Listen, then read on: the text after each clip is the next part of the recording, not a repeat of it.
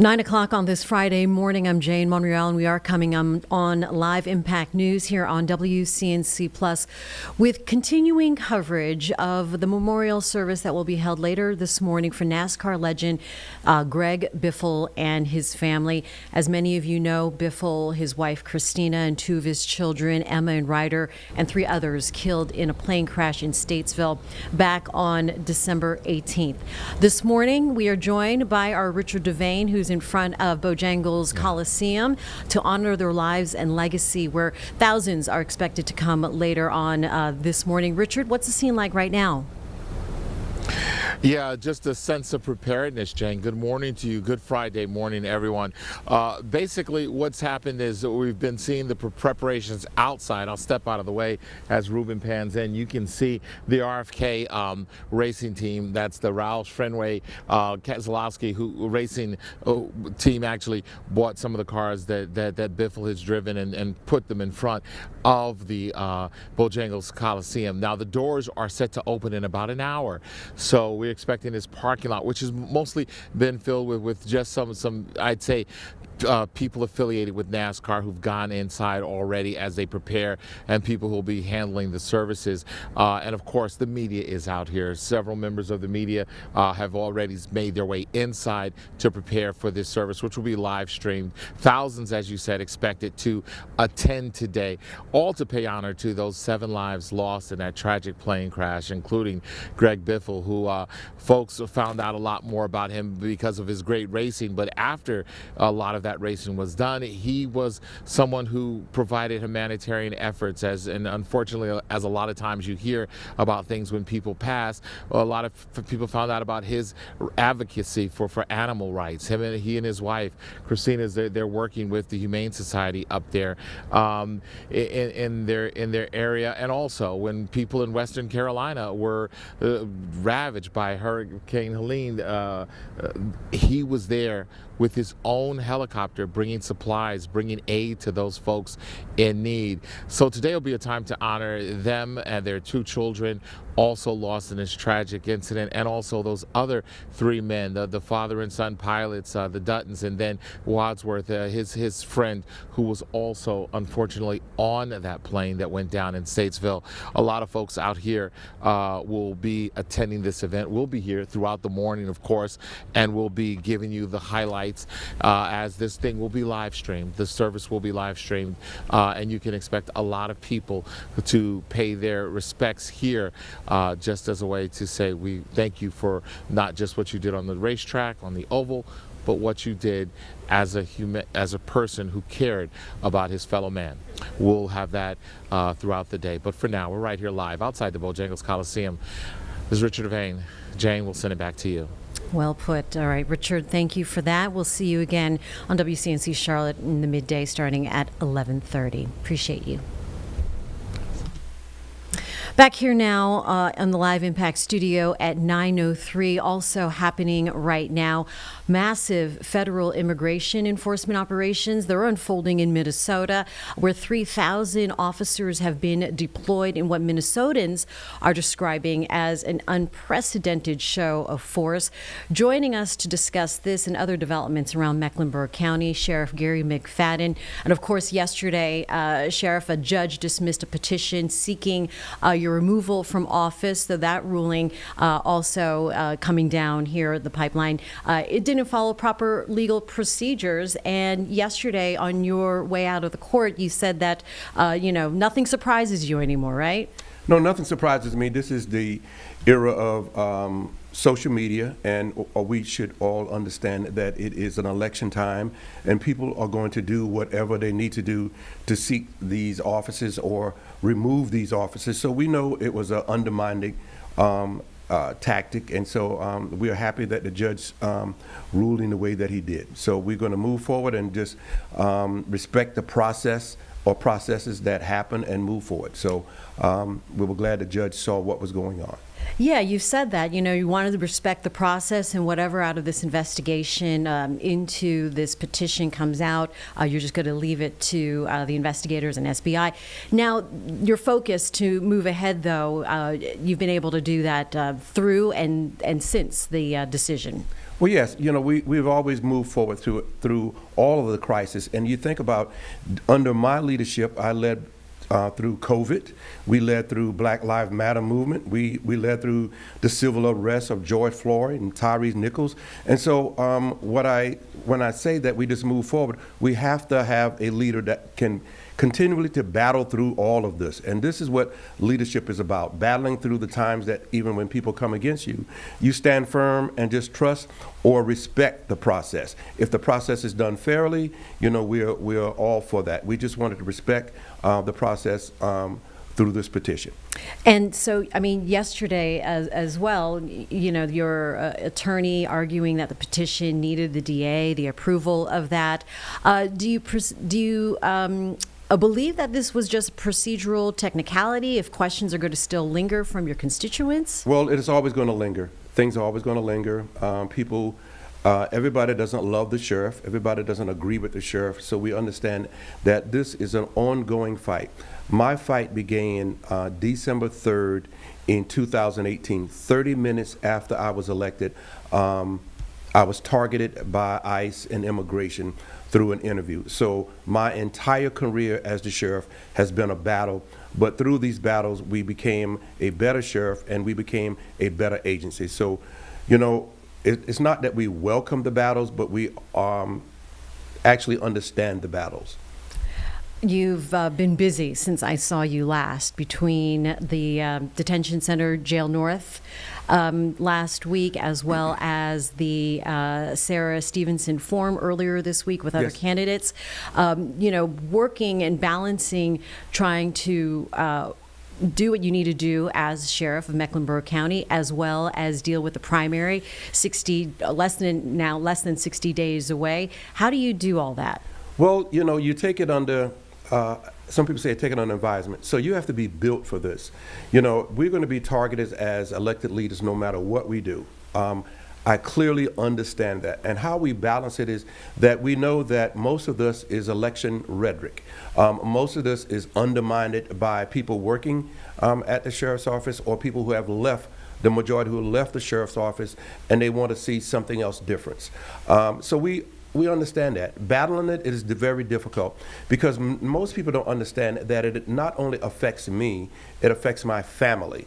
And when it affects my family, then it affects my family's friends. But it also affects my staff because my staff members can't go to the mall or go to the grocery store wearing a uniform, or if they find out that they are working for the sheriff's office, they get questioned by the public. So it is a very difficult life to live, but this is the life that I have lived for 40 plus years or 4 decades in Charlotte. So I don't always welcome it, but I do expect it to happen continuously. Let's talk about ICE. You said that you came into your position and ICE sort of being your following or part of your legacy. And now that we're seeing it on a national scale, of course, they came, federal agents, to Charlotte not too long ago. And now everything that's happening in Minnesota, I want to shift here to what's happening nationally. Unprecedented federal immigration officers now in Minnesota. What is your response to that? How are you talking? I know you talk to other law enforcement around the country. What's the conversation like that you can tell us? Well, the conversation is that we're looking like a third world country. And I want to make sure that we distinguish the two. ICE and CBP are two different entities of the Department of Homeland Security. And so what we're seeing in, I believe in Minnesota, is CBP. I'm not sure about ICE. You know, I know about Border Patrol in Minneapolis. I've had conversations all over the country as of yesterday, and we are talking about what is going on. Chiefs and sheriffs are having a difficult time maneuvering through this, even locally. If I have conversations with local authorities and local lawmakers and even local citizens, they are very, very much concerned. They are terrified here in Mecklenburg County about Border Patrol coming back and who will stand up for our citizens. how much can law enforcement intervene if they can intervene, or can we have a conversation about what Border Patrol is going to do when they arrive here?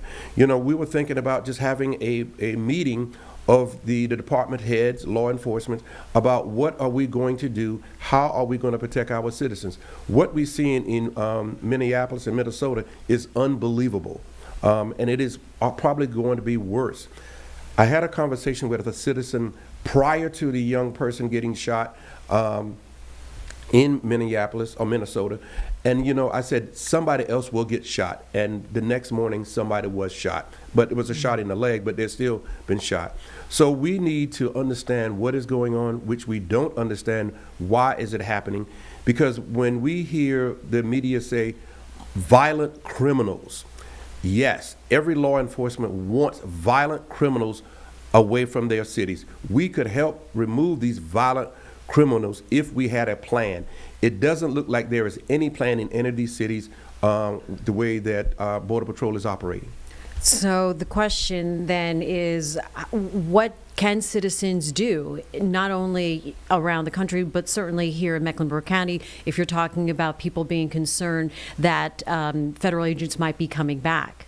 Well, the first thing to do is know your rights. Know your rights, what you can do, you can't do. You know, if someone's coming to search your property, you ask for the proper documentation. If they have a search warrant, or you could give consent to search. And then you have to understand, if you give them consent to search, they're going to search. So I think that the citizens need to know their rights, know what their do's and don'ts.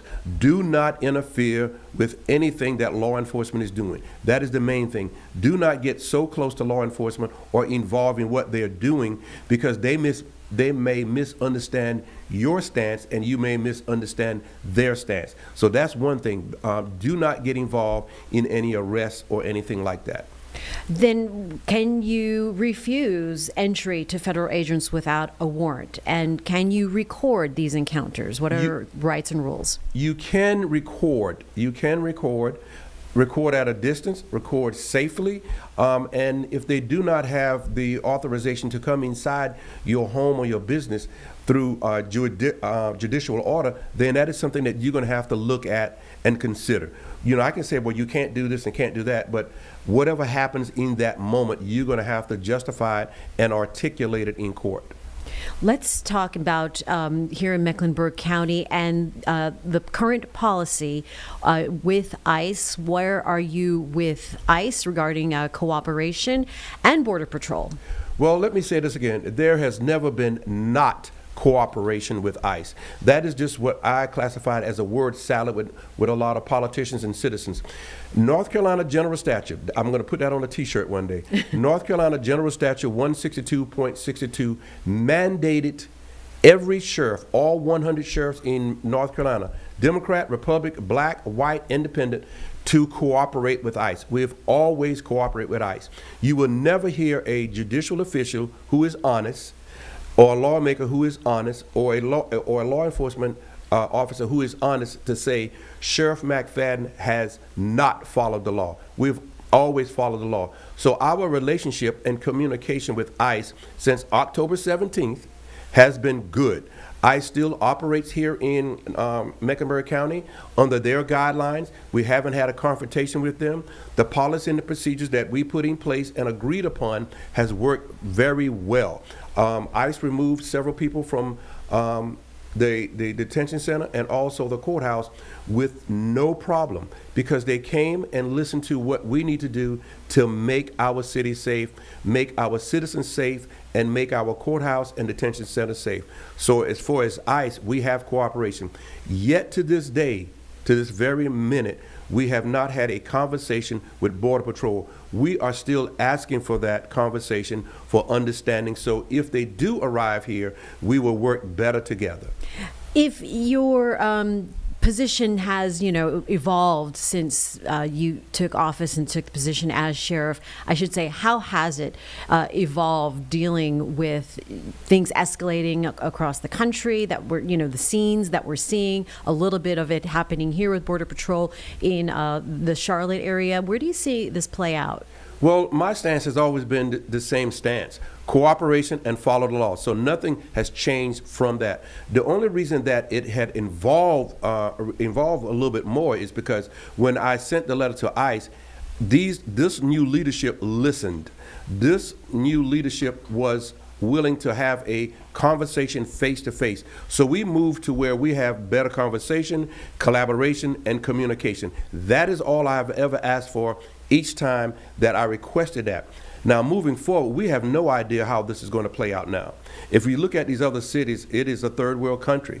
You know, we are fighting every night. We are fighting every morning. So hopefully that does not happen here. But what we see is going on.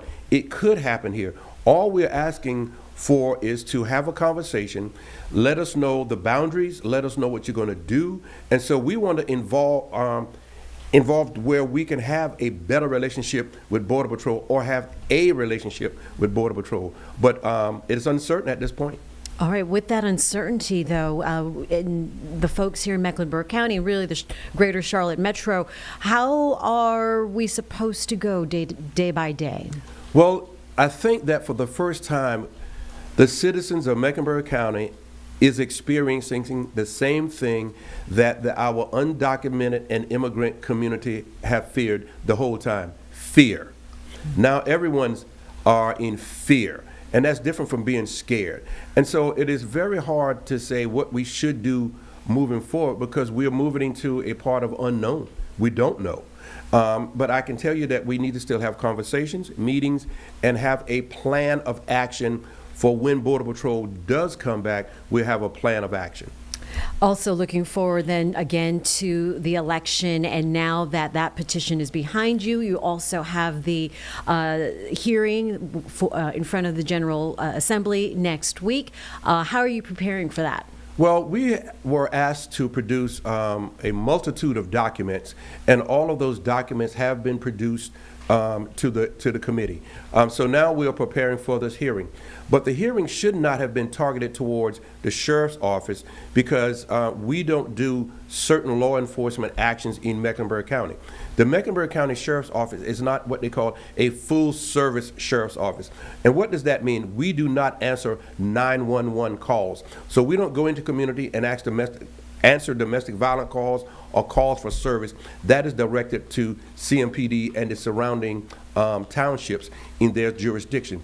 So when we talk about the light rail, that should have been under the CMPD umbrella. But of course, you know, we are in a political era. You know, they want to talk to the sheriff of Mecklenburg County, and they have a chance to ask me a barrage of questions. So we prepared for that, but we stand with our brothers and sisters across the street, CMPD. If they're saying we want you to do more, we'll provide more funding, and we will also answer 911 calls and get more involved in the traditional law enforcement here in Mecklenburg County. We don't have a problem with it. If they want to fund it and they want to support it, this is maybe the time to have the conversation while we're in Raleigh and not just say, you didn't do this and you didn't do that. If they want more law enforcement, then find the funding, pass the budget, because North Carolina is still the only state in the United States has not passed a budget. That is a significant problem, and we need to ask, why hasn't that happened? And if they pass the budget, and if you want to put funding in for Mecklenburg County Sheriff's Office to do more in law enforcement and traditional law enforcement duties, we will well accept that. Sheriff Gary McFadden, thank you as always for joining us here in the Live Impact studio. Hope to see you after, or perhaps before, your hearing next week. You'll see me before. With state leaders. All right, appreciate your time this morning. Thank you. Thank you. And we'll be right back here on Live Impact News on WCNC Plus.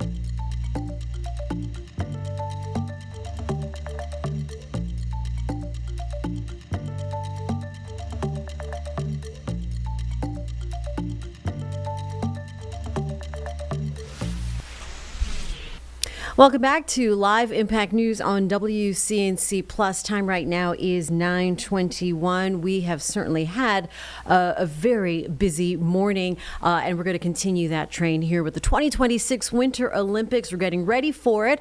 They're coming to Milano Cortina in Italy, just weeks away, which you can watch right here on WCNC Charlotte. Right now, we are honored to speak with someone who knows what it takes to compete on the world's biggest stage. Lieutenant Colonel Chris Fote is a U.S. Army soldier, three-time Olympian, and 2014 silver medalist in bobsled, now returning to the Games in a new role as head coach of Team USA Bobsled. Thanks for joining us here, Lieutenant Colonel. Good morning, Jane. Thanks for having me on. All right. Wow. Where do we begin? Where do we begin? Talk to us about how you discovered bobsled, because you were a collegiate runner before. Yes, that's correct. I was a college track athlete, and I was doing Army ROTC at the time, and so I got invited to a combine out in Lake Placid, New York, and I heard about this program where I could do both, serve in the Army, but also compete at, on the world's largest stage. So I completed my Army training once I graduated, competed my first Olympics in 2010. I deployed to Iraq 3 months later. Returned home and then kept competing as an athlete into the Games in 2014. So it's been a really dream of mine to kind of achieve both my childhood dreams of being in the Army, but also being a athlete. Wow. Talk to us a little bit more about this program, U.S. Army World Class Athlete Program, and balancing it with the Olympic training. Yeah, I think what a lot of people don't know is just the legacy that the U.S. Army has at the Olympic Games. So since 1948, we put over 600 athletes on the Olympic team, and over 100 of them have won medals. So it's a really great opportunity to balance being in the Army and just having the support of the resilience, the training, the teamwork, all those things the Army provides, and transfer that into sports. Take us back to 2014 in Sochi. You won the silver medal after what was a devastating crash 4 years prior to that. What kept you going?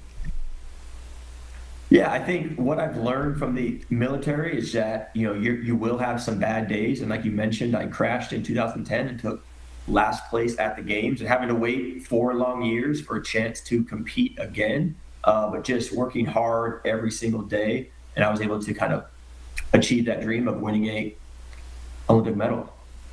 Now, from athlete to coach, talk to us about that journey and how has it been for you? Yeah, it's been a wonderful experience. I've been able to kind of apply the leadership lessons I learned as a officer in the Army to our team. I think I've really made our team more mentally tough, because our sport is brutal. We're going down ice at 90 miles per hour. Occasionally there can be crashes. So I think we have a great team culture. We're very excited to kind of lead the team and have a lot of success here soon. Yeah, I feel the connection then between leadership as a with the Army program and heading into the Olympics. It is so much of that mental capacity, right, as well as physical. You are absolutely right. It really takes both of those things to be successful at the Games. All right. So, what are you most or particularly excited about in Italy?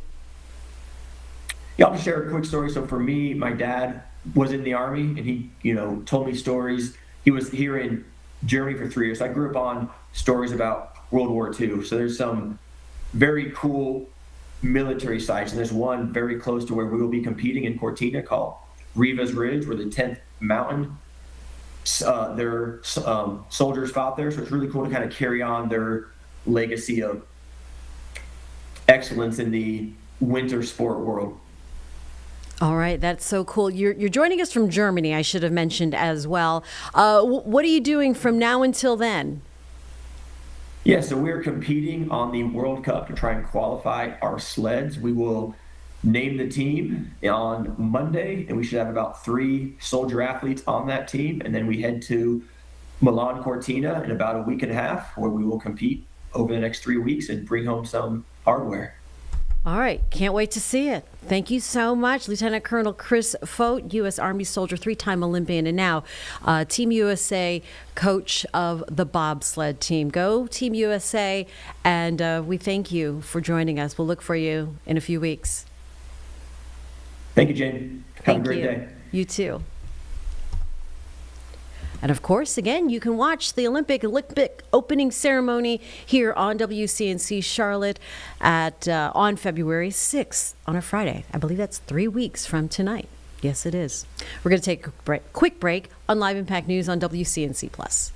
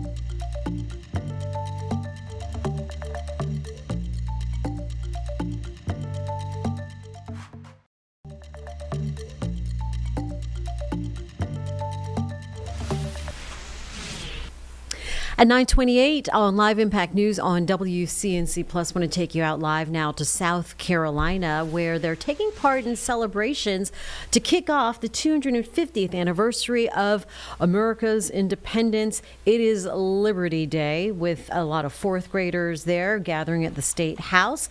The group was welcomed by Governor Henry McMaster just moments ago, but let's go ahead and listen into some other officials as we learn more about Liberty Day on Live Impact News. 250th birthday and the huge role that South Carolina played in winning representation and freedom. How many of you have heard of the Boston Tea Party? Okay, oh good. You all have been paying attention in your history class then. Well, I have a secret to tell you. It's a pretty cool secret.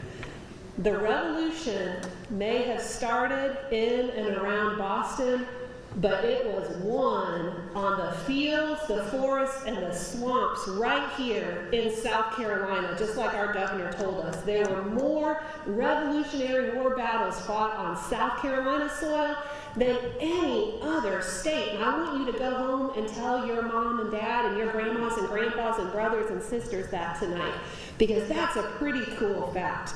I have a question. Do we have anybody from Cherokee County here today? Yes, we have a school from Gaffney here, don't we? Who's here from Gaffney? Look at all these great people here from Gaffney. Well, 245 years ago tomorrow was the Battle of Cowpens. And our governor was telling us about the Battle of Cowpens. I think, Governor, you said that's where we really stomped them. We stomped them good. And I tell you what, if we hadn't stomped them at the Battle of Cowpens, there might not be a free America today. You might not be sitting in this beautiful state house. And so that was so important. And I want you to remember that all those years ago, those men and women and boys and girls, they weren't just fighting for themselves, they were fighting for you. They were fighting for your freedom, for the freedom that all of us in this room enjoy today. And someday, it's going to be your turn to lead. You're going to vote. You're going to maybe serve in our military, like the amazing soldier who we heard sing today. My brother served in the military. It's a wonderful profession. General Grimsley was in the military. Maybe you'll go to college. Maybe you'll become a home builder or a plumber. Or maybe you'll work on computers. There are so many things that you'll be able to do because you're working so hard on your education right now. But the most important thing that you're going to do is that you are going to inherit freedom, and it's going to be up to you to safeguard and protect that freedom, not just for you and for your children, but for children who will be born 250 years from now. And so that's what I want you to remember today, is that you are not only proud Americans, you are proud South Carolinians. And we're here today to have fun. We're going to learn all about our past. And before we do that, I'm going to need your help for one final thing. Are you ready? Okay, so on the count of 3, I want us to say, Happy 250th birthday, America, together, okay? Can you do that? Okay, I'm going to count us down. 1, 2, 3. Happy 250th birthday, America. Yes, good job, guys. Well done. Well done. Enjoy your special day. All right, so we're going to get into business here now. It's going to be great, I think.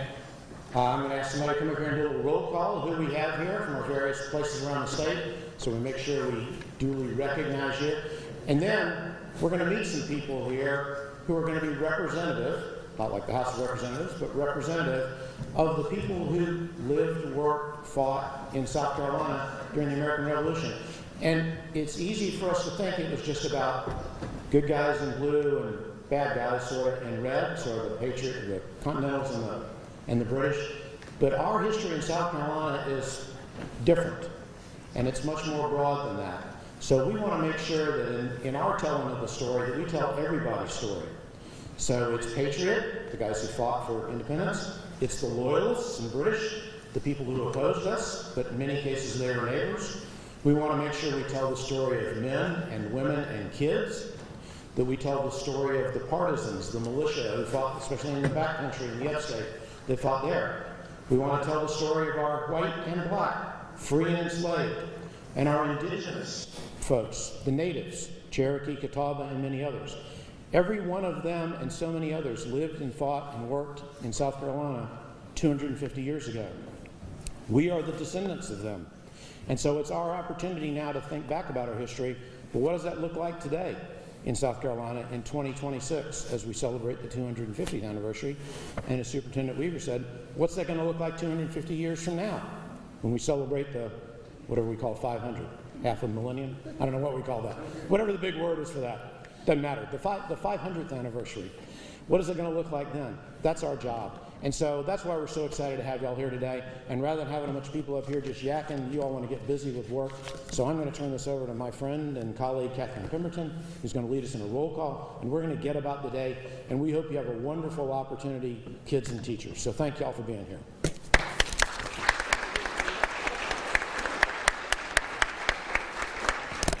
Good morning, everybody. Good morning. What?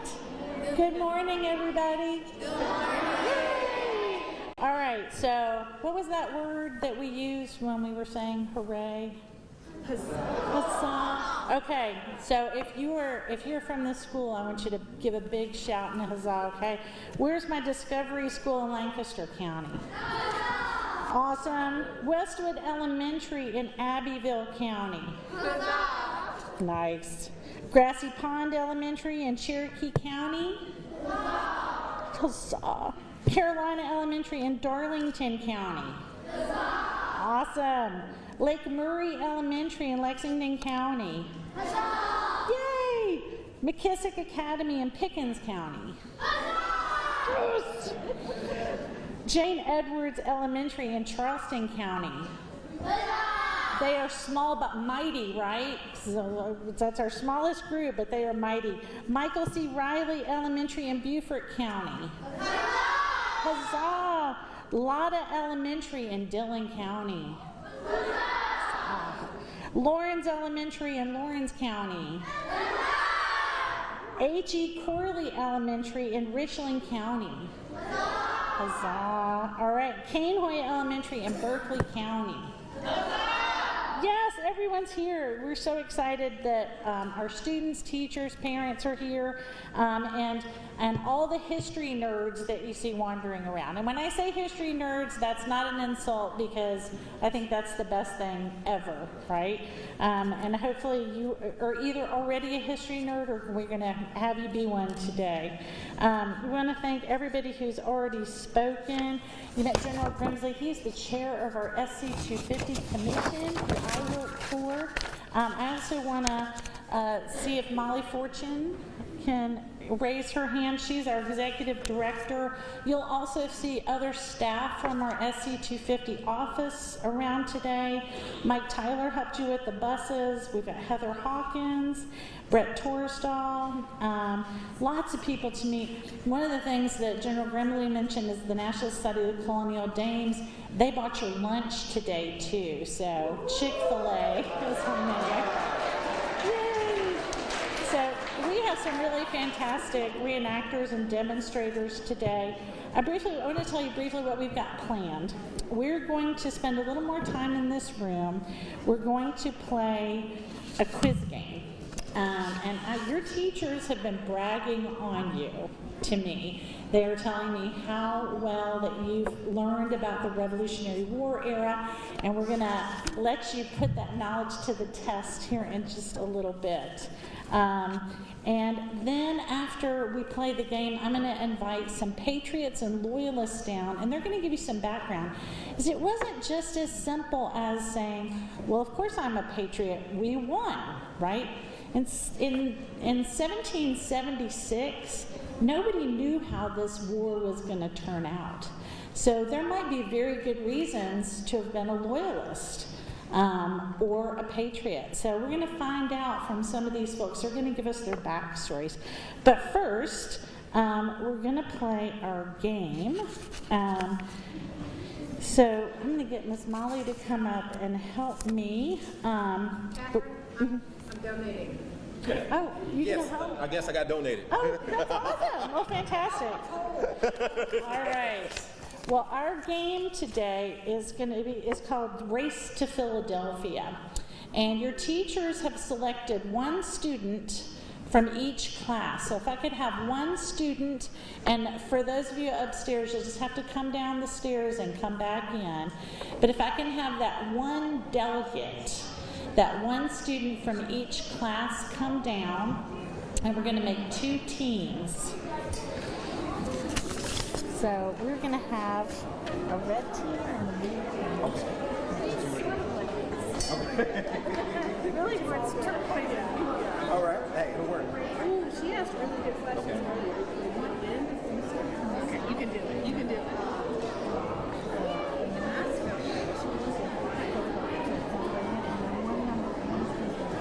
Okay. All right, well, while they regroup for Liberty Day in South Carolina at the State House, we are going to reset here as well on Live Impact News on WCNC+.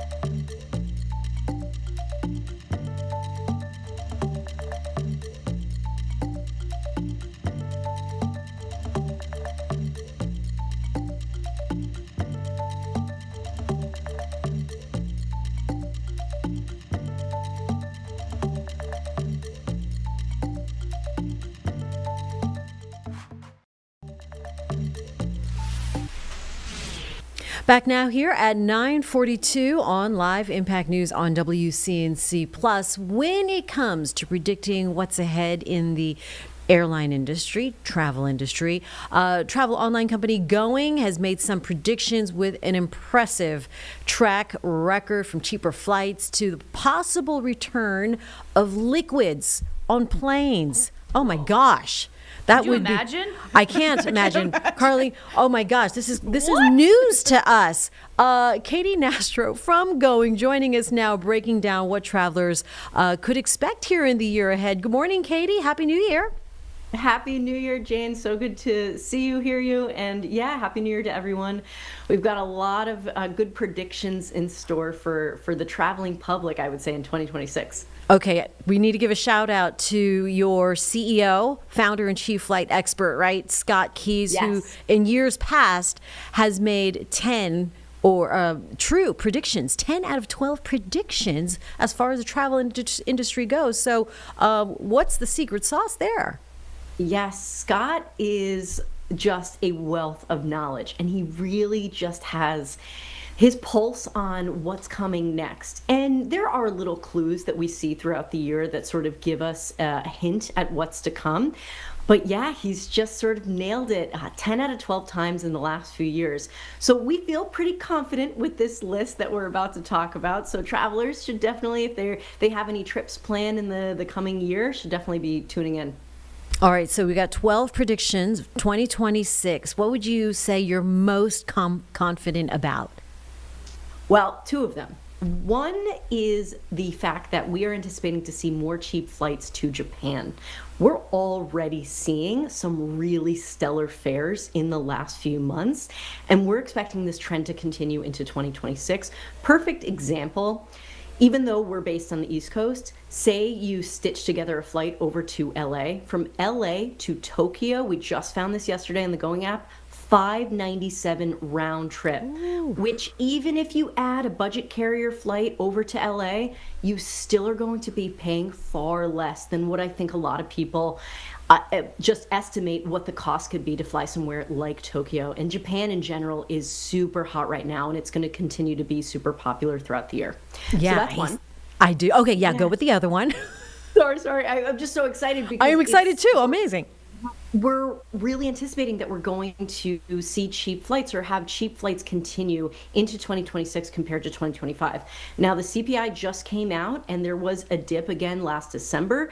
So, or I should say, the year 2025 ended up lower by roughly 5% than the prior year, so 2024.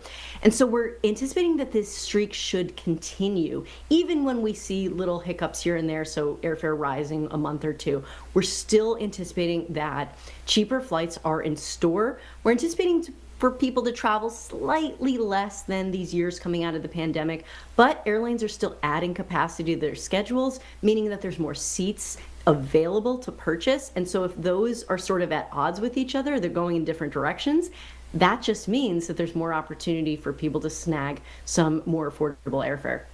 Is that what's driving the savings then? Just less demand? You know, we actually saw 5 months in 2025 were below. So the volume of people traveling that particular month was actually below 2024. And every year coming out of the pandemic, we saw record-breaking month after month, year after year.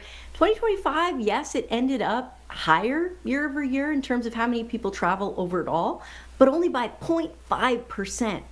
And so that's really sort of telling that what we're sort of anticipating for 2026.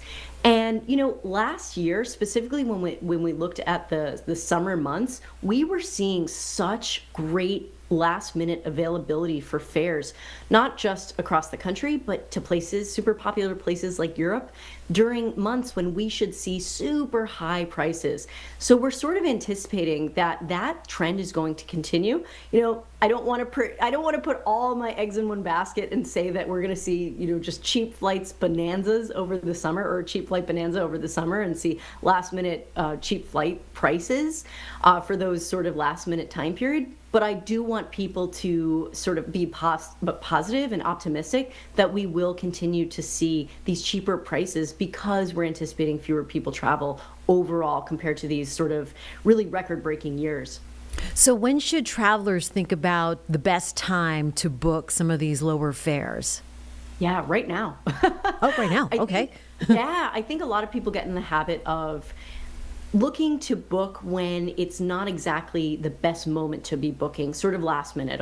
Everybody waits to the last minute. We're busy people.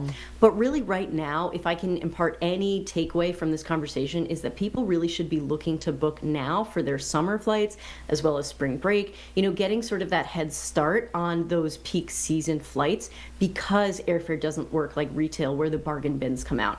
And also, if you're looking just for a more affordable time of the year to travel in general, trying to travel in January and most of February is actually an opportune time to take advantage of lower airfare as well as lower prices on the ground. If you're looking just to get some sun, for example, from Charlotte, you can fly to Aruba, various dates throughout the next 2 months, $270 round trip, or Cancun, $285 round trip. That's from Charlotte. As well as if you want to take that big bucket list trip out to somewhere in Asia, we're seeing Hong Kong for $752 round trip. That's available in the next few months to take advantage of. Oh my gosh, it sounds so inviting. Let's talk about, and I love this possibility of bringing liquids back on planes. That's huge news, Katie. What's making this possible? Yeah, so technology has definitely come a long way since this was implemented decades ago. And so we're making a prediction. We're not stating in certainty, but we have gotten sort of a glimpse into the future due to the fact that, 2 separate times, the DHS secretary as well as other officials from TSA have come out and openly stated that they're looking at all facets, all rules specifically going through security, and what they can sort of manage better now that we have newer technology, better scanners that can really predict or make better judgments in terms of what's going through security, what exactly that liquid has in it or doesn't have in it. So we're feeling optimistic about this, and we're feeling optimistic about this that it will come, if it does, ahead of the busy summer season. So that's great news for anybody that goes away on vacation, buys a big bottle of sunscreen, and then has to toss it before they make their trip home because they didn't check a bag and couldn't put it in there. Myself included, this happens all the time. I know I'm not alone. Or, maybe you go on that wine tasting trip and you forgot to pack that beautiful bottle of wine that you bought at the vineyard, and you put it in your carry-on, and then you have to toss it, which is sort of heartbreaking when you see that happen in the airport. Oh, yeah. No, it's totally heartbreaking. And it's still amazing that you see folks having to dump out their water bottles or, these full cans of soda or what have you. It's like, ugh. Sure. All right, so that's on the optimistic side. Yes. Talk to us about some of maybe the disappointing predictions that we might be seeing here in 26. Yeah, unfortunately, when it comes to low-cost carriers, specifically looking at Spirit, there is no denying that they're not in the best financial health. We've heard about it in the news twice now, two separate times they've announced bankruptcy. Now, that doesn't mean when an airline announces bankruptcy that they're going to completely fold. There are no flights on the schedule. People are going to be left stranded, but that could happen in the future. Now, the fact that liquidation is a possibility, we're hoping that the next best thing, that would be worst case scenario. Best case scenario for Spirit at this point would potentially be a merger of some sort.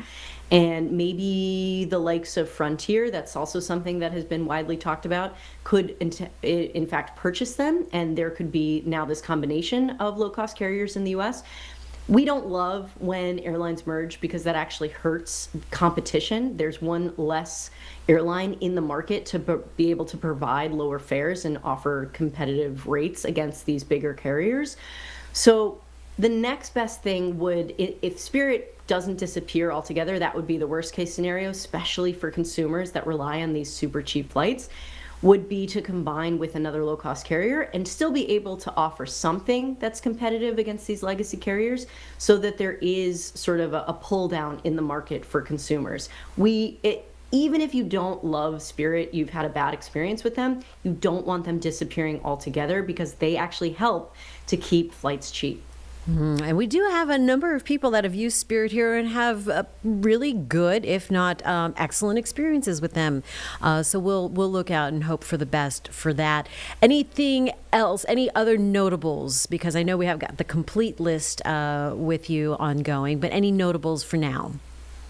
Yeah, I would say, looking at fewer travelers overall, that's the industry isn't maybe sort of super happy about that, but it's really just a remoderation. We came out of the pandemic, guns blazing, so many people wanted to make up for lost time, go to events, see the family and friends, really take these big bucket list trips. But we're starting to see that roll back. People are going to be a little bit more cost conscious this year. And maybe that's not necessarily a bad thing because you could have more elbow room on flights. Oh, very good. And so need to book our flights now. Yes. And to get some of those low fares. Great to know, Katie. I'm going to be looking at Japan, although I did book my spring trip already. So tapped for a while, but that's all right. Someone else to look forward to. Katie Nastro with Going. Thank you so much for those 2026 predictions. Looking forward to what else the travel industry has to hold this year. Awesome. Thanks so much, Jane. Happy Thank travels, you. everyone. And we'll be right back on Live Impact News on WCNC Plus.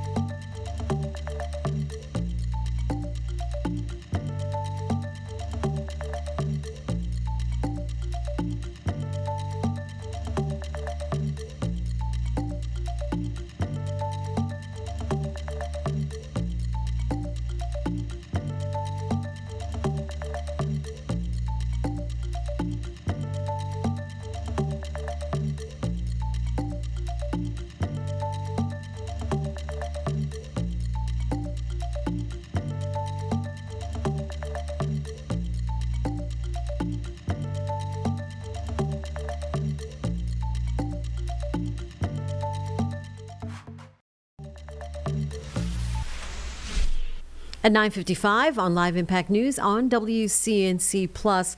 Right now, we are going to take you to a live picture, and this is a gaggle where they have a mic open and different politicians and speakers can come up to the mic and field questions from media. So this is a bipartisan congressional delegation to Copenhagen, Denmark. This is the parliamentarian engagement at Christiansborg Palace. I'm curious. Let's go ahead and listen in on Live Impact News on WCNC Plus. To keep the West safe. And is the most important thing for you that the people of Greenland make this decision and not someone in Washington or even someone in Copenhagen? Should the people of Greenland be the one making these choices? So the history of Greenland is that the decision was made here in Christiansborg in Denmark, and our parents have been fighting for it, that the decision comes from Greenland, not 4,000 kilometers away. So the wish is still there. We're still working on independence.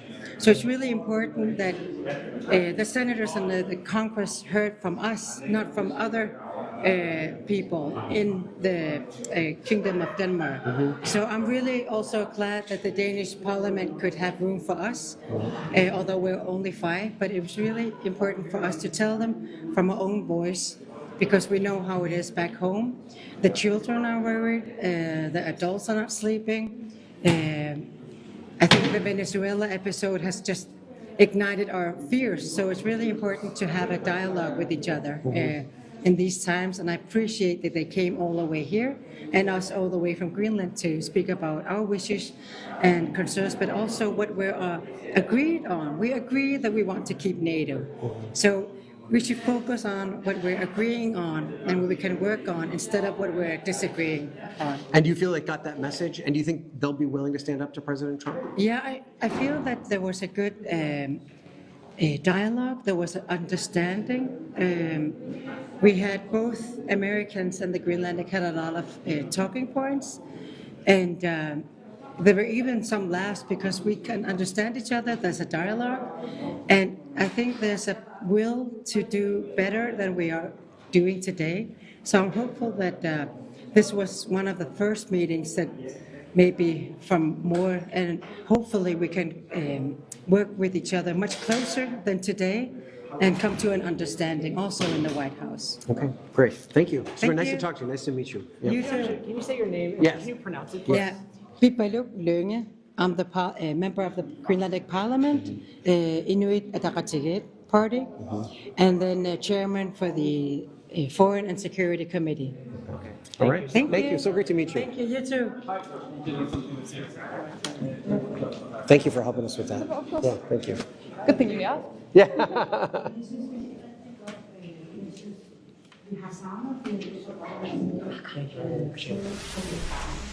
All right, let's take a break from that Blair's Witch Project kind of camera work. And time right now is 9:59 here on Live Impact News on WCNC Plus. We are waiting to hear from a press conference that's happening live out of D.C. On Iran, and that will be set here. It's set for 10 o'clock. We will go to that as soon as we see them start.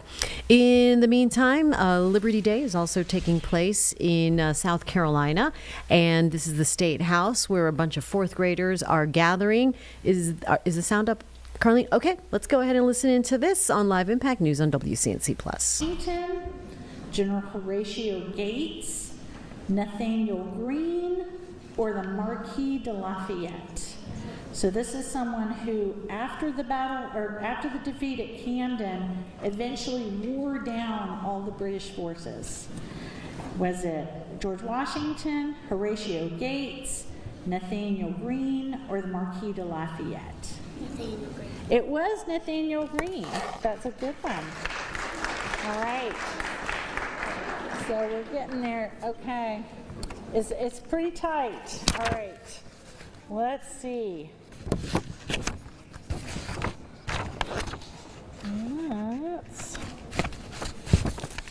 Okay, you guys ready?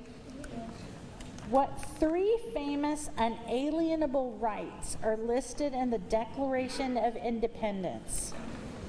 A, land, money, and safety. B, free speech, religion, and assembly. C, liberty, life, liberty, and the pursuit of happiness. Or D, trade, justice, and peace. So what's the famous rights that are listed in the Declaration of Independence? You guys know? Okay, check in with everybody. Is that right?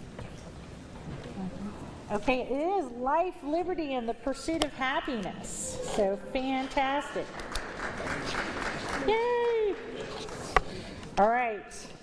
This one is for the win, red team. All right. What document created our current system of government with a stronger federal structure and 3 branches of government? Was it the Articles of Confederation, the United States Constitution, the Declaration of Independence, or the Bill of Rights? What created our system of government? Constitution. The Constitution for the win. So, huzzah! All right. But listen, everybody up here is a winner because you guys are so smart. I'm definitely not smarter than a fourth grader because I had all the answers. So, all right. So, guys, thank you so much for playing. We're going to send you guys back to your seats. Do you remember where everybody was sitting? Okay. Yes. Coats. Purple coat. Anybody have a purple coat? And thank you, Sergeant Townsend. You're a great man of white. Are you introducing the witness? I think, yes. So, a point of order here for a moment. Miss Barbara Turner, you left your wallet in the gift shop. I've already been through it. You need a new driver's license photo. We'll break away from that for a minute here on Live Impact News on WCNC Plus. Want to let you know that we are awaiting the president, who's going to participate in what they're calling a roundtable on rural health. A roundtable scheduled. You can see folks sitting down there. So we expect the president to be here shortly. We will take that live when we see that start. So while we've got the time, let's go ahead and take that 2-minute break on Live Impact News on WCNC Plus.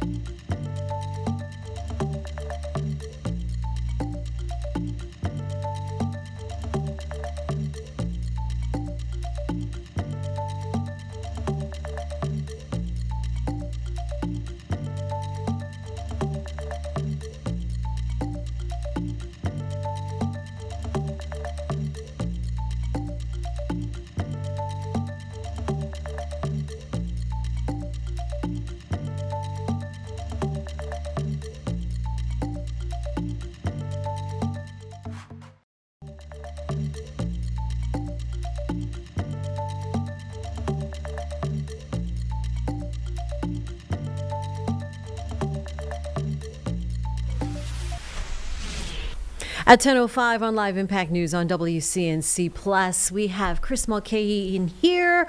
Friday morning, it is a peaceful, perfect day. It is. Today is my peaceful day. Today is the peaceful day. I love it, as it should be. Set that pace every day. And looking to the weekend, don't want to get too ahead of ourselves, but we certainly want to be prepared, especially if that S word is coming into play. Oh, yeah. And so this has been a big hype, and it's been a really big up and down. So we apologize for the flip-flopping, because I will say on Monday, I was saying, hey, this is a chance. I even said it right here in the Impact studio. And then Tuesday and Wednesday, I didn't mention it because it was like, it wasn't mentionable. And then all of a sudden Thursday comes back, and I was like, oh no, one model showing 4 inches. Now they're starting to agree.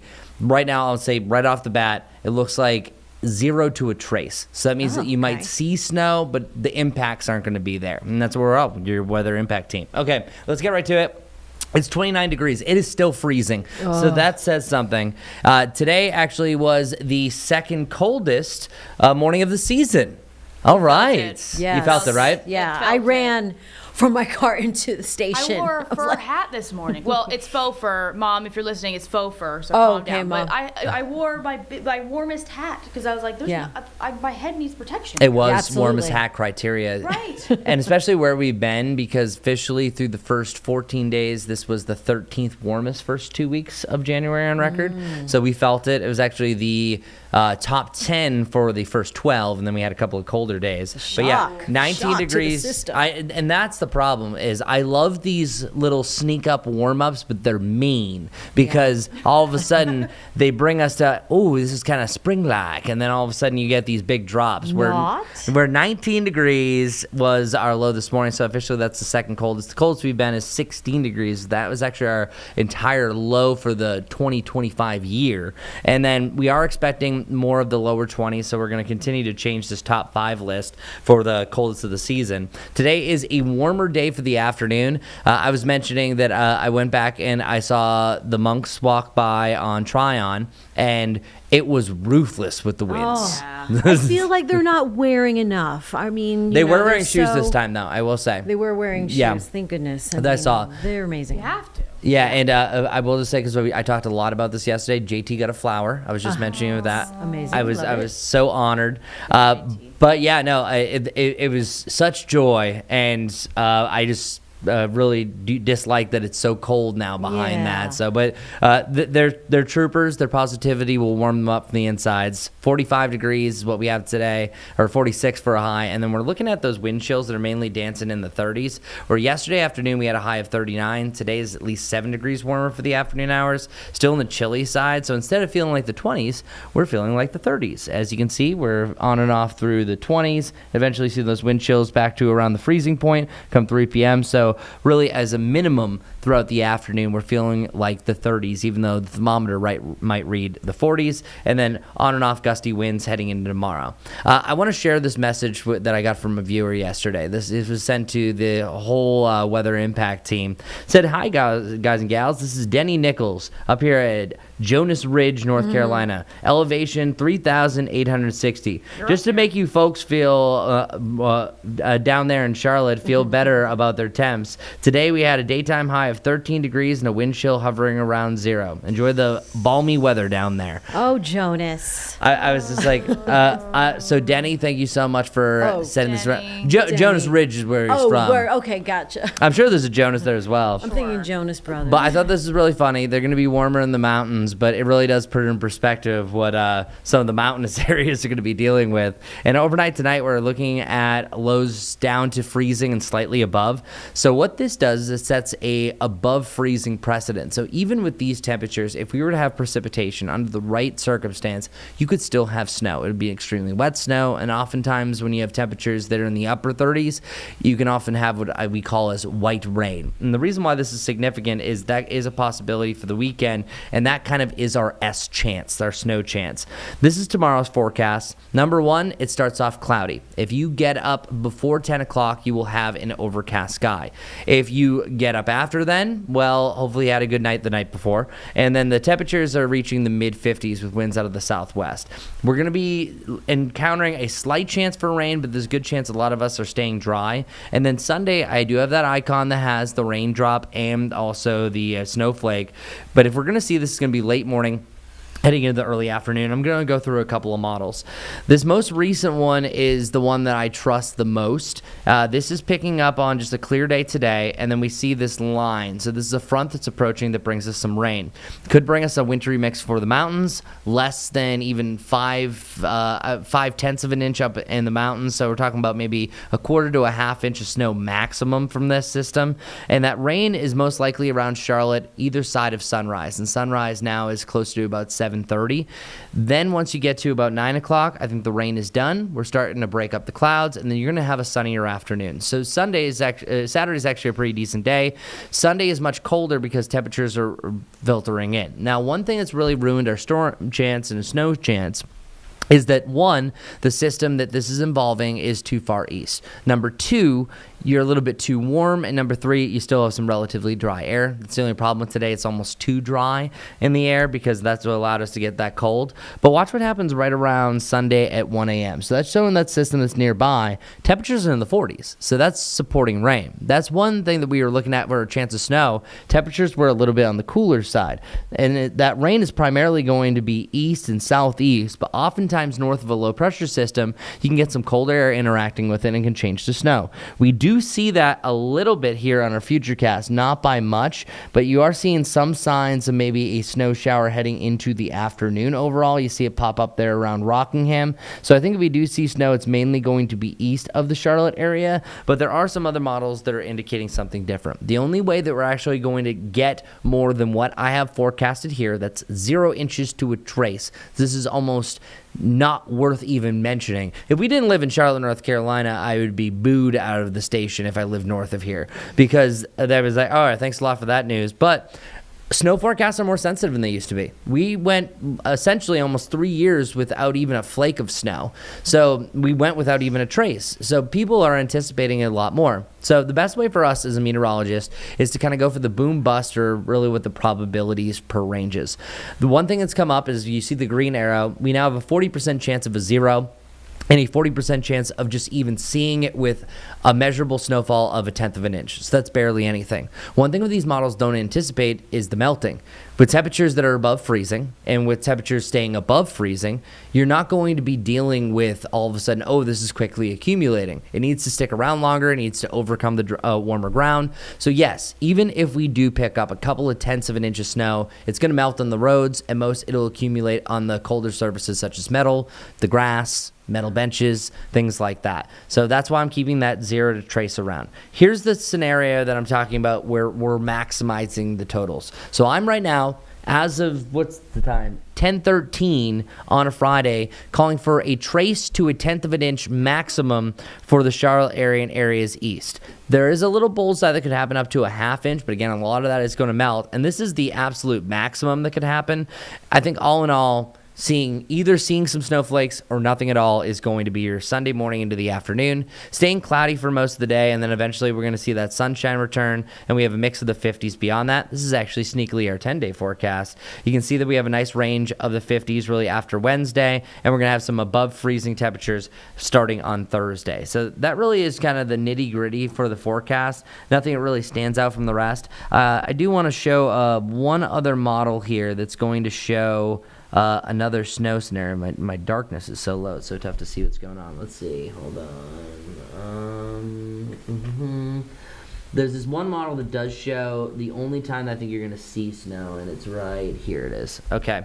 So, for one, there was one model yesterday that was actually showing a potential for snow up to about 4 inches. That is now barely showing anything, but this surface map right here shows rain in the morning to the southeast. But notice how you do have that rain snow line that sneaks in right around 1 o'clock. This right here would be the best case in scenario that we see the snow. That's the system nudging to the west. That's a little bit colder air that starts to work in, but still temperatures at this point would still be at least in the upper 30s, and that's still enough to support snow. Because if you have active snow that's heavier above our heads, it'll partially melt, so then it's just more of a slushy snow that comes down. But if you notice, it doesn't really spread west of I-77, and it's quickly out of here, replaced by rain. So you're literally looking at even struggle chance for rain associated with this system. So I just kind of want to go through all the ins and outs, because this has been really one of those big hype things. And that's why I also want to kind of give you this word of advice that I leave you with. If you see any snow forecast that is outside of 7 days, it is baloney. Okay. Don't do it. As meteorologists here, it's disappointing, because even me at the station, I feel like I have to compensate for what people are seeing online. People are saying, hey, it's going to snow, and then that almost makes an alarmist. It is so hard to forecast snow, especially with a weather system that hasn't even developed and is even just thinking of developing. So when you have 3 days you can start talking about it. 7 days, you can kind of see where the setups or something like that. But I will let you know, you will never see me post any snow total maps that are outside of 3 days. You can maybe see like, hey, here's the pattern. There's a chance for it. I get that. But a lot of times online, you'll see these big time snow total maps because guess what? People click on them.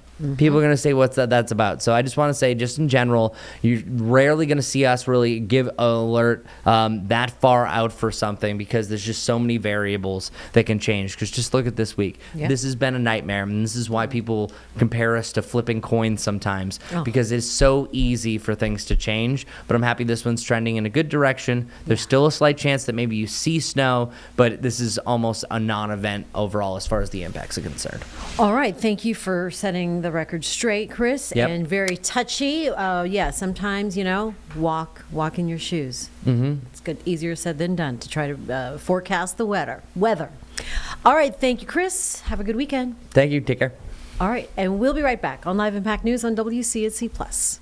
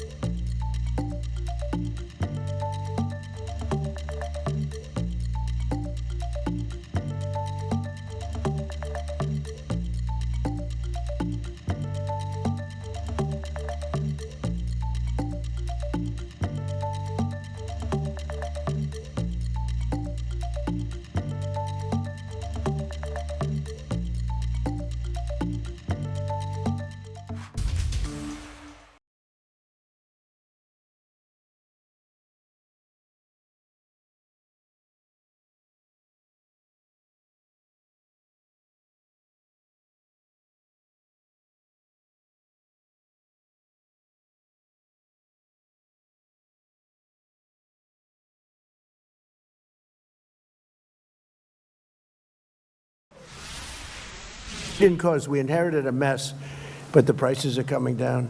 Yes, sir. Wholesale prices are down 86%, retail a little bit less than that, but yes, you're making America affordable again. With you in charge, I have no doubt, and I appreciate it. Thank you. Thank you.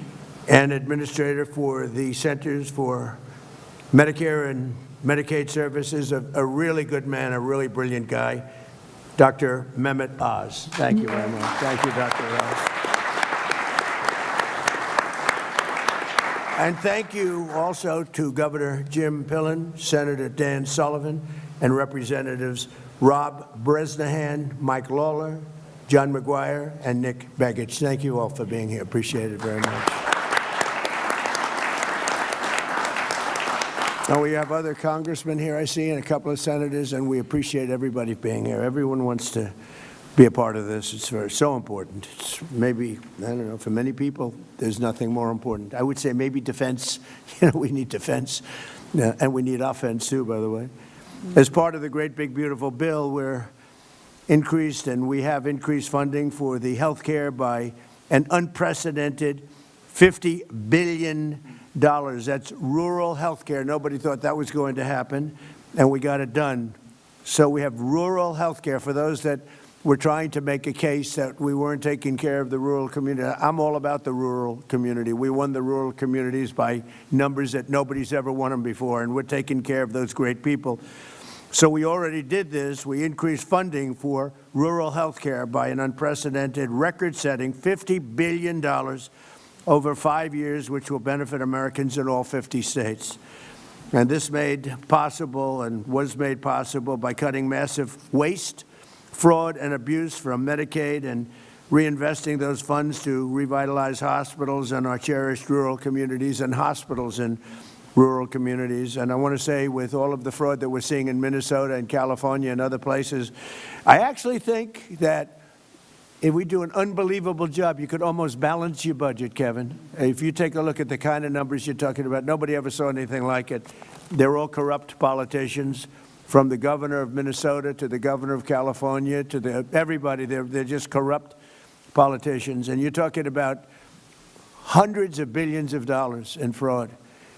Waste fraud and abuse, but in fraud, you're talking about hundreds of billions of dollars. Under the Unaffordable Care Act, which is Obamacare, it's called the unaffordable. It is unaffordable, remember that. Rural hospitals and communities were devastated by soaring costs, and that continues. Despite colossal increases in government spending since Obamacare was passed, only 7% of the annual Medicaid spending on rural hospitals has gone to rural hospitals. So there's only a very little. They didn't care. Obama didn't care about the rural community, to be totally blunt. What he did care about is insurance companies. And this was a bill to make insurance companies wealthy. And they did. They made insurance companies very wealthy. I would say they don't like me too much because they spent hundreds of billions of dollars, and we're going to have that money spent to the people and given to the people, not we're going to circumvent the insurance companies. Partially as a result, rural health care facilities have suffered from low occupancy rates, workforce shortages, and failing programs that put Band-Aids, literally put Band-Aids over the problems in those communities, and we're not going to have that. We're taking great care of them. With the Rural Health Transformation Program, we are getting rural communities the health support they need, and we're getting it immediately. These funds will go to empowering rural hospitals, strengthening their workforce, modernizing facilities and technology, and ensuring that rural Americans get world-class health care in their own community, right smack in their own community, like they've never had it before. And they've been hurt very badly by the Unaffordable Care Act. Every single Democrat in Congress voted against the lifeline for rural communities. And I hope everyone knows this, and this is not about elections, but I hope you remember this in the midterms, because the Democrats are just so horrible toward the rural community. But I want to take a moment to thank the incredible House and Senate Republicans who worked so hard on making this historic investment possible. That's what they did, and they did work hard. I don't think, got a Democrat vote, did we? Did we get one Democrat vote? We got all Republican votes. It was an amazing feat, and I want to thank Mike, our Speaker of the House, Mike Johnson, and John Thune for really doing a great job. It was tough. We have small majorities, and I want to thank the congressmen that are here for doing, in particular, for working so hard and getting this done. Yesterday, I also announced our framework to lower health care prices for all Americans, including those in rural America, and we're calling it the Great Health Care Plan. You know, we had to come up with a name. And everybody wanted to say, oh, well, can we put something about lowering costs, because we're lowering costs very substantially. So I had Bobby and I had Oz. We had everybody in there. We had a whole group of people who were trying to come up with, so we're saying, the cost reduction plan that gives you good health care. And I said, it's too long. It's not going to sell. I said, we had more plans. And they wanted to get the words cost reduction in their law, especially you. They wanted cost reduction in, and then they wanted great health care in. I said, look, you can have one or the other, but it gets too long. We're talking about the name of a plan. So we got it down to 7 or 8 words, and which is far too long. Nobody can remember that much. And I said, how about just call it, because this is the great health care plan. Now, a great plan has to be cost-effective, otherwise it can't be a great plan. That's the way I looked at it. So we have a very glamorous name. It's called the Great Health Care Plan, not the Unaffordable Care Act. I don't like that name. This is called officially the Great Health Care Plan. That means low price and great health care. So you're going to have, at a lower price, great health care. First, our proposal codifies the massive discounts on prescription drugs that my administration is achieving through our most favored nation provisions. Okay, we can go into this. We can go into this for hours, but the bottom line is we'll be paying the lowest price of any nation in the world. Whoever's paying the lowest, we match it. This could have been done years ago. I was going to do it in my first administration, but when COVID came toward the end, I said, I can't believe it wasn't it wasn't exactly a good time to be doing it. But I said, why isn't somebody doing it? And the reason they're not doing it is that no other nation would agree. France, as an example, paid 10% of what we paid. Germany was paying 13 or 14% what we paid. In other words, we paid many times more, not a little bit more, not 10% more, 10 times more. A pill would cost 10 times more in New York than it would cost in London, as an example, than it would cost in Munich. And this went on for many decades. This was right from the beginning. And the reason it went on was a little bit of the healthcare companies, but it was other nations. And I understand that. If I were heading Germany, I'm not going to double and triple and quadruple my healthcare. They got the healthcare companies to pay. It just took place over a long period of time, got worse and worse. And it just hit numbers that were just absolutely unsaleable. And if you remember, the doctors in the audience remember, they say, well, we have to do research and development. I said, well, what about research and development for Germany? Well, we've decided to put up so the pill would cost 5 times more because of research and development, and 5 times more for other reasons. They had all these phony reasons. And finally, I said to the healthcare companies, we can't do it anymore. We can't do it. And it started, really, I tell the story. It wasn't meant to be funny. People find it funny. But a friend of mine who's a very smart guy, very, very rich, very powerful man, actually, but he's very fat. And he took the fat, I call it the fat drug. I won't give you which one. It was Ozempic. I won't tell you that. And he went to London on one of his many business trips. It's all he does is business. He can't walk across the street, but he's a great businessman. And he said, President. I said, what? He used to call me Donnie. Now he calls me President. So I said, you've come a long way. He goes, but I have a problem. What's your problem? In New York, I pay $1,300 for this drug. Now, this means nothing to him. This is like a penny out of your wallet. The guy's worth hundreds of millions, billions of dollars. He said, and in London, sir, I pay just a fraction of that. I said, what are you paying? $87. I said, well, is it the same drug? I knew exactly what he was getting at because it bothered me for a long time. He said, it's the exact same drug. And because of his wealth and his business smarts, he had it checked. It was made in the same plant by the same company. It's identical. And here I pay $87, and in New York I pay $1,300.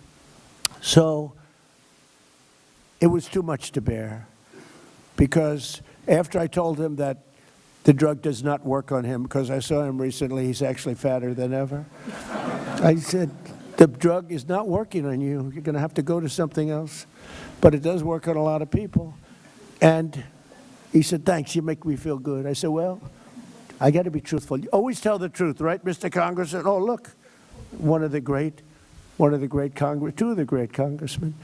But the drug, we have to do something about it, because that's the same with I would say, Bobby, every drug, essentially. Doesn't have to be in that proportion. In some cases, it's much worse. Because what happened, I might as well get off this crap because it doesn't explain it properly. Because what happened is these countries are very smart, and the drug companies would go to them and they said, look, we're paying $10 for the pill. We're not paying more. Charge America. And this happened one time, then the next year. This is over 40 years.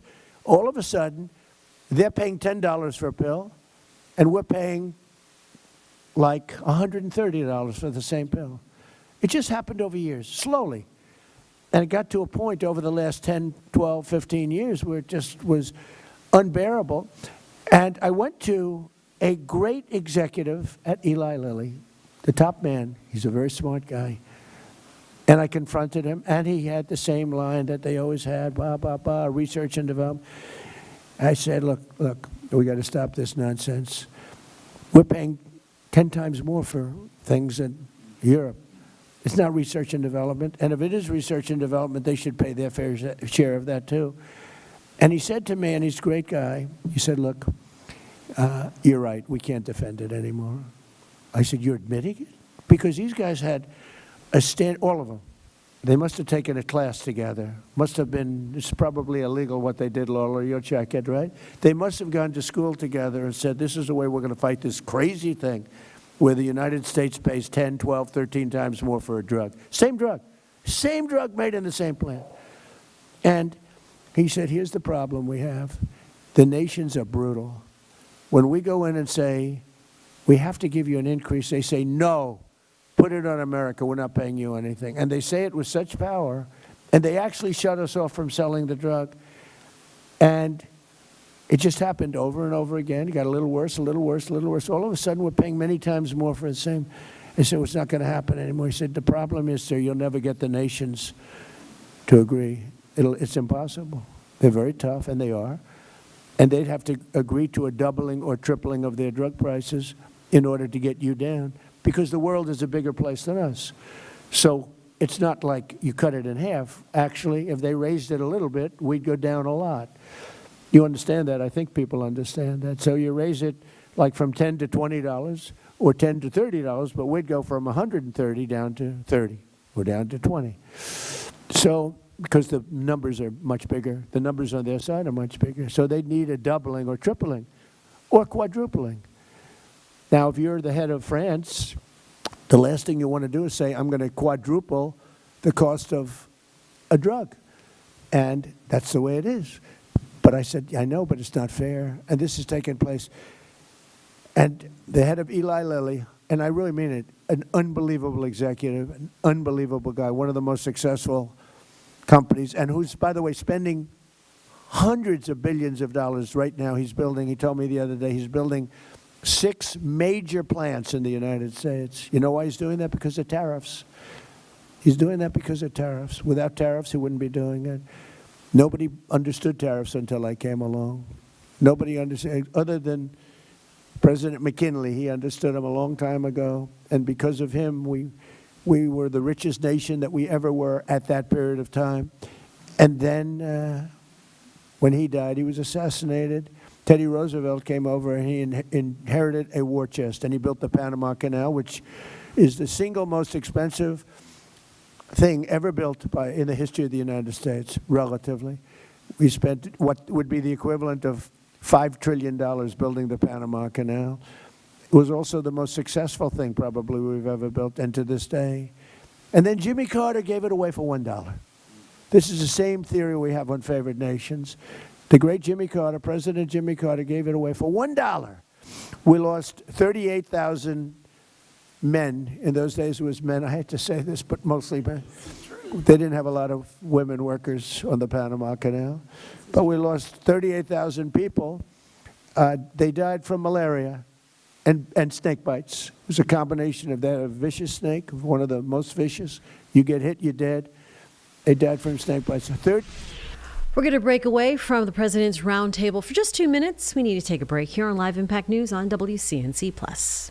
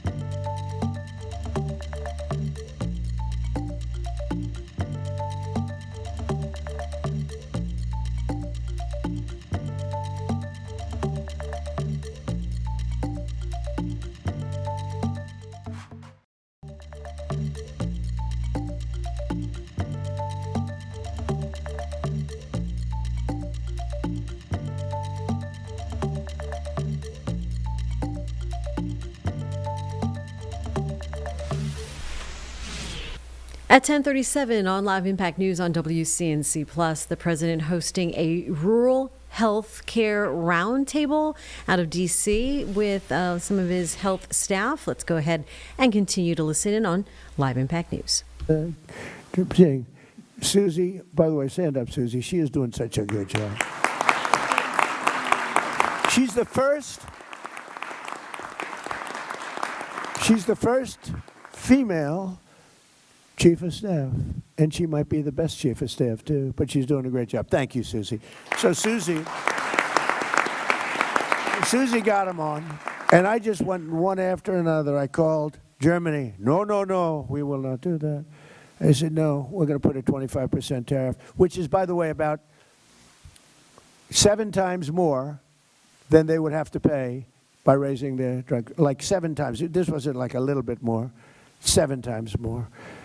And I may do that for Greenland, too. I may put a tariff on countries if they don't go along with Greenland, because we need Greenland for national security. So I may do that. I'll give you a little, I'll take you out of that. In fact, that'll end up being the story. But actually, this is a much bigger story because we're reducing healthcare by numbers that you haven't seen. So I spoke to the top 10 countries. They all said no, and within about 2 minutes, they all agreed. And we were off to the races. And now we have favored nations. It's called most favored nations. So if France is paying, let's say, $20 or $30 instead of $10, we are going to pay that 20 or 30. We pay the lowest price, whatever the lowest price is. So if France is paying $100, but Germany's paying $20, we pay what Germany pays.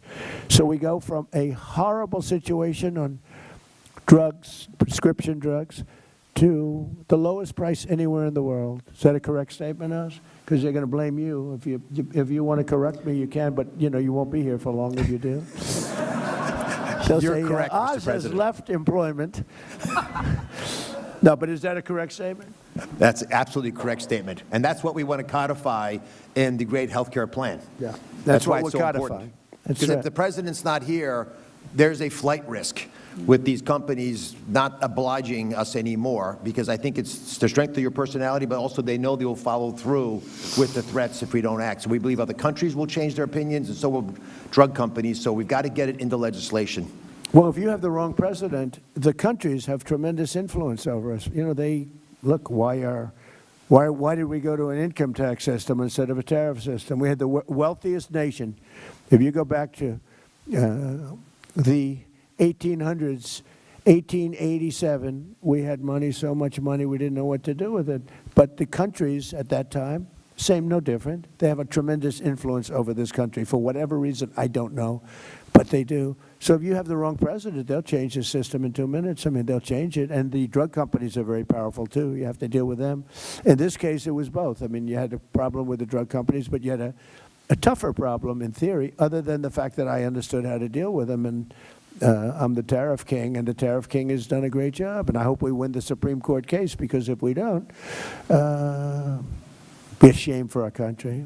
Be a shame. We have a great, safe, beautiful country now. We're doing better than we've ever done. We hit 42 stock market highs during the 11-month period that I've been here. There's never been anything like it. Stock market's hitting a new high again today. So it's it's been incredible. So just to end it on this, because it's such a big subject and it can't be explained by reading.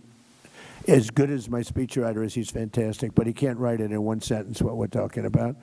So we're going to get most favored nations. We will be taking prescription drugs down to levels never even contemplated.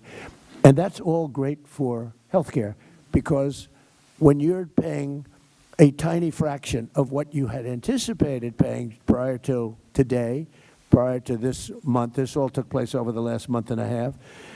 And the sad part is that when we first announced it, and we did it in a little bit more general form, when we first announced it, the Times did a story on page 22 or something, way back in the little story in the back of the newspaper. This is the biggest revolution in the history of medicine in this country, because it's price. You're going to buy the drugs for a small fraction of what you were paying for them last month. And I tell the story of my first term. I was the one, after 28 years, that got drug prices down. It was either 1/4 or 1/8 of 1%. I got them down for the year. First time in 28 years. I was so proud of myself, I called a news conference. I said, ladies and gentlemen, for the first time in 28 years, drug prices have gone down for the year. 1/8 of a point. In fact, I had a chart. It was the worst chart I've ever seen. It was a line that went from January to December, and it was dead straight. You had to get a little, like a carpenter uses to see. I said, this doesn't look good. It's not the greatest line, but I was proud of it because it did. It went down either 1/4 of a point or 1/8 of a point, tiny. And now think of what we're doing. We're bringing medicine down by many times. Nobody's ever seen. And there are two ways of calculating. You could say 1,000%, 2,000, or you could say 90% or 80%. The Democrats want you to say 90 or 80, but there are two ways of calculating it. You understand that, Dan? And we'll take either way. It doesn't matter. But we'll be paying a tiny fraction. So that's going to go into our plan. And what Oz said is very important. It's very important that whoever is in this office is, strong and intelligent. And if they're not, they could, it could be ended. But what we want to do is we want to have it codified so it's very hard to change. And that's all part of the process. I think it's the greatest revolution because it's financial is, a big part of the drugs. And all of the doctors sitting there know exactly what I'm talking about. They have their patients in Europe and they say, I can't believe it. I'm buying the same thing for, 15% of what I pay in New York or in Chicago. And they're all nodding their heads. That's right. That's not going to happen anymore. We pay now, just to end it, the lowest price in the world, whatever that is, that's what the United States of America will be paying. Isn't that an amazing, long story? I was going to say long, boring. It's not boring. To me, it's long and exciting. It's the biggest thing to happen to healthcare. I don't think there's anything we can do. We can do all of our different methods, but there's nothing we can do that can ever top what we do. And the press should treat it fairly instead of not writing about it, because they don't write about it because it's me. Primarily because it's me, but also because it's Republican. And they don't write about it, and they should be ashamed. But fortunately, the public understands it, and that's why we won the election in a landslide. So it's a great thing. Instead of Americans paying the highest drug prices anywhere in the world by far, by 10 times sometimes, we'll now pay the lowest cost paid by the lowest nation. So the lowest nation, whatever that is, I hope they negotiate a great deal. I hope somebody out there of all those nations is going to be a better negotiator than everybody else. And whatever they get, we get, Mike. Is that pretty good? Look at Mike. Even the first time I've ever seen him smile. And next, our plan would reduce your insurance premiums by stopping government payoffs to big insurance companies and sending the money directly to the people. So instead of, and this started, and I'm not really a healthcare maven, but I was always a good businessman. It started, I'm reading the paper and I see the money that the insurance companies were making from us on Obamacare. And they're up by 1,000%, I think one was up 1,723%, 1,700%. And it's because of the massive amount of money that's sent to them by the United States government. And I said, why don't we just send it directly to the people instead? And I made that statement. It was a common sense statement. I didn't check with anybody. I didn't even call Oz or anybody. It just made sense. I made a statement, and it went viral. Can you believe it? It was so popular. In other words, we cut out the insurance companies. They're making a fortune. And, they're good people. They're business people. I don't blame them. But we cut them out. We pay the money directly to the people. The people love it. I said it, I said it as a non-professional in that business. And I made the statement like all of a sudden it's like the biggest story, that one, the biggest story. And I get a call from Caroline, who's around here someplace. She said, sir, we're getting inundated. Margot called me too. Margot, you called me too. Margot, everyone knows Margot. She's been here from the beginning, right from the beginning. But she said, sir, both of them. They said, sir, we're being inundated by what? You made a statement about health care being paid directly to the people into health savings accounts or whatever you want, health care accounts. And I said, I did. What's the story? He said, it's crazy. It's blown up. People loved it. And so that's where we started. So Obamacare was designed to make insurance companies rich. It really was. I mean, maybe not knowingly at the time by Obama, because he didn't know much about this stuff. That was designed by other people in Congress that are total pros that are bought off by the insurance companies. And the problem we'll have with this is we'll get no Democrat votes, even though it should be very bad for them if they don't. But maybe you'll get some. You'll call some of your friends, fellas, and Bob, you'll call some of your friends over on the other side. I don't know how they can reject it. It's just so popular. It's so compelling. So Obamacare was designed to make insurance companies rich with taxpayer subsidies, and I want that extra money straight to the health savings accounts for you. And you can choose your own health care. You go out and negotiate your own health care. It makes people entrepreneurs, mini entrepreneurs. They'll pick the health care that's best for them because it's so different. A young person, they need health care for different reasons, and an old person doesn't need certain things that a young person needs, and vice versa. To further reduce insurance premiums, my plan ends the giant kickbacks to insurance brokers and corporate middlemen. We're getting rid of the middlemen. How long have you heard doctors, all these doctors over there, they look so smart. They're all brilliant people. I assume you're brilliant, otherwise you wouldn't be here, right? I assume we have the best. Do we have the best of the doctors, I would imagine, right? Hey, how cool is the White House, okay? They're always in operating rooms. I wouldn't want to be in an I don't like operating rooms, but they do. But how cool is the White House, right? The coolest place on earth. And this is where it all begins. This is where we came up with a little concept about a place called Venezuela. How did that work out? And this is going to be the same thing in terms of its precision. Its importance is so big, it's going to work just like that. The one is Venezuela was so amazing, but I equate that to other things because we can do other things like that. It doesn't always have to be a Minnesota where everything is corrupt, where they have health care centers that nobody shows up and somebody's making millions of dollars, where they have daycare centers where there are no kids. It's a scam. It's a big scam. It's like a horrible thing.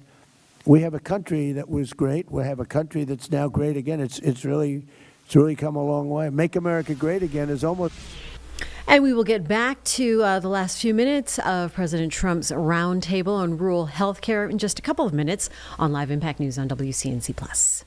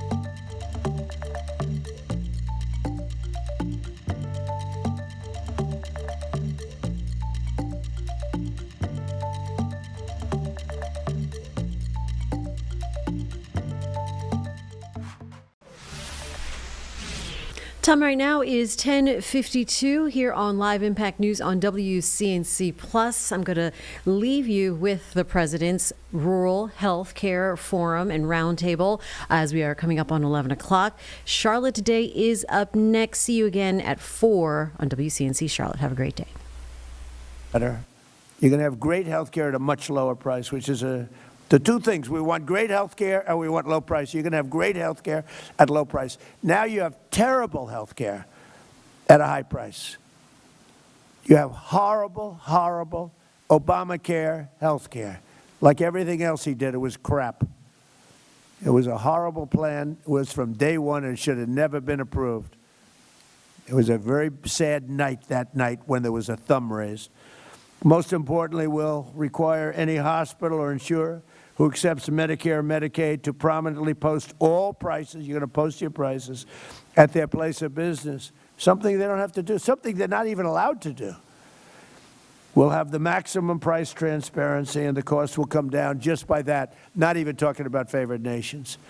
The price will come down. So just in conclusion, I'm calling on Congress to pass this framework into law so that we can get immediate relief to the American people, including rural America, and I hope to get Democrat votes. They know, they saw it. I know a lot of Democrats. And they say that plan is unbelievable. Are you going to vote? Well, I'm going to try. They have tremendous pressure on them. Vote no. Vote no. We have a couple of Republicans. Thomas Massey always votes no. He's like, something wrong with the guy. If you have any clinical psychiatrists in there, maybe go check out his mind. But he always votes no. He's a very bad person. He's a very bad Republican, bad American when you always vote no. Just vote no. Do you approve? No. You know, there's not a thing you can say to him either, Lola. Look, Lola wants to be nice. He likes to get along with everybody. I don't. But they vote no. But so I don't know. You know, you have some people, they're very, I call him Rand Paul Jr. Rand Paul always votes. I don't know why he votes no, but I guess he thinks it's good politics. I got him elected twice. If I didn't endorse him, he wouldn't have been elected. But he doesn't reciprocate, and I guess that's okay. But I want to hear now, if I could, from Dr. Oz, and then we're going to have Dan Sullivan say a few words, and Rob and Mike, and Governor, you're going to say a few words, and we appreciate you being here very much. You're doing a fantastic job. I just want to leave by saying that this is the biggest thing to ever happen to healthcare in our country. It will not be covered that way by the fake news, and that's a sad thing. It will probably not be voted positively by the Democrats, and that's a sad thing. They all know how good it is. I think we can make health care into a Republican issue because the Republicans are going to be close to unanimous on this. It should be unanimous. Maybe we will be unanimous, but it'll be close. But we have a small majority. We probably need a little bit of help from the Democrats. So whatever we can do, we're going to do it. It's the biggest thing to happen to health care, maybe from the beginning. So Oz, would you take it away, please? Thank you very much. Mr. President.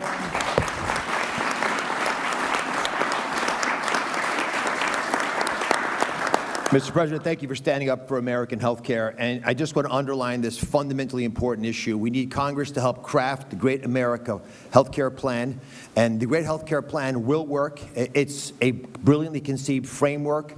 And as it comes to the American people, they understand that they'll want it. And it should represent the analogous situation, similar to what you did so brilliantly last spring with the Working Families Tax Cut legislation that the President mentioned, has created the Rural Health Transformation Fund, which is why we're here today. I want to put a little bit of texture around why this is such an important issue, because the Rural Health Transformation Fund is the largest investment ever in American history in our rural communities. Yeah, how about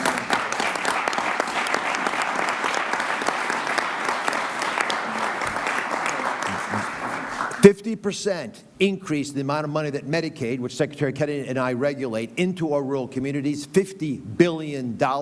You can do the math, it's $1 billion per state, and that's an important factor because it got them competing. There are 60 million rural Americans. And these folks do not have access to the same care that's available in urban and suburban America. Their life expectancy, if they're in a vulnerable situation, is 9 years shorter. Because your zip code actually is your destiny.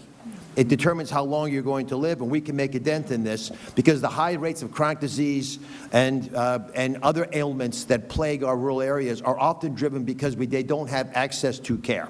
That's going to change because of the Sentinel legislation, and again, it's similar teams the same leadership, same president, same Congress that passed the Working Families Tax Cut legislation, which is incredibly popular around the country and will make the great health care plan successful as well.